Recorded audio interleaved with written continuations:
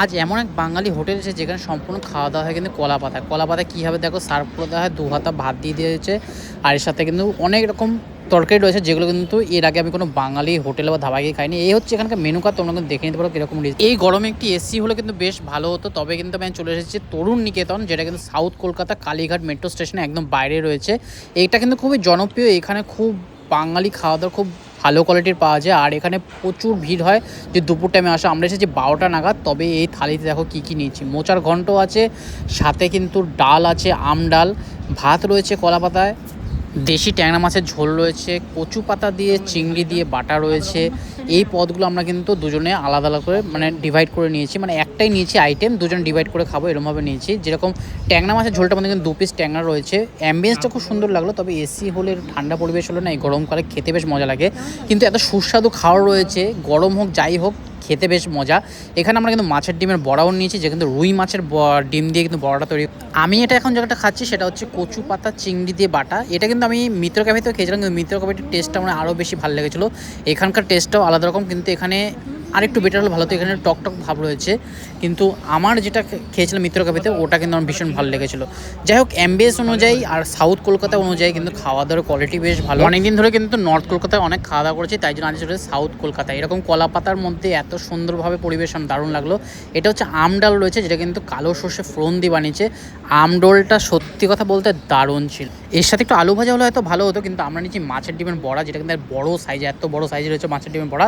এটা কিন্তু 30 টাকা থেকে 40 টাকার মধ্যে পাওয়া যায়। কিন্তু মাছের ডিমের বড়া দিয়ে যে ঝোলটা হয় না, ওইটা আমার বেশি ভালো লাগে খেতে।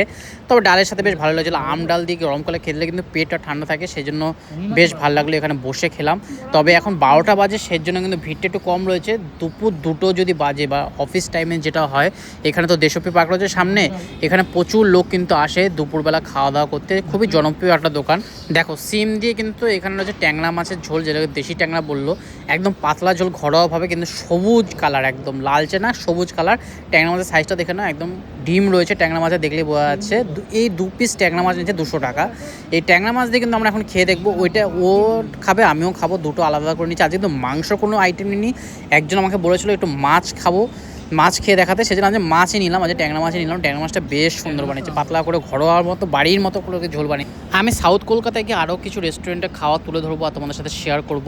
তবে আজকে সকাল থেকে দুপুর অবধি কিন্তু নানা জায়গায় নানা রকম খাওয়া দাওয়া করেছি। দুপুরে ভিডিওটা তোমাদের এখন শেয়ার করছি। এখানে কিন্তু রাইস নিয়ে নিচ্ছি, এক্সট্রা রাইস নিয়ে নিচ্ছি। ও এক হাতে নিল, আমার রাইস লাগবে না। যেই যতটা পরিমাণ রাইস দিচ্ছে তাতে কিন্তু হয়ে গেল। এক্সট্রা আমার রাইস লাগলো না। প্রত্যেকবার কিন্তু আমি সব জায়গায় গেলে এক্সট্রা রাইস নিই।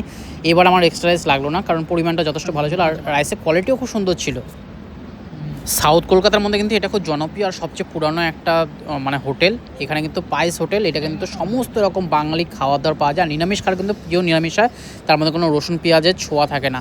যাই হোক, এই তরুণ নিকেতনটা কোথায় আছে আমি তোমাদেরকে বলে দিচ্ছি। এটা হচ্ছে কালীঘাট মেট্রোতে 5 নম্বর গেট দিয়ে তোমরা যে বাইরে বেরো, তার উল্টো দিকে তোমরা দেখতে পারবে কিন্তু তরুণ নিকেতন, এই পাইস হোটেলটা। আমার বেশ ভালো লাগলো এখানে খাওয়া দাওয়া।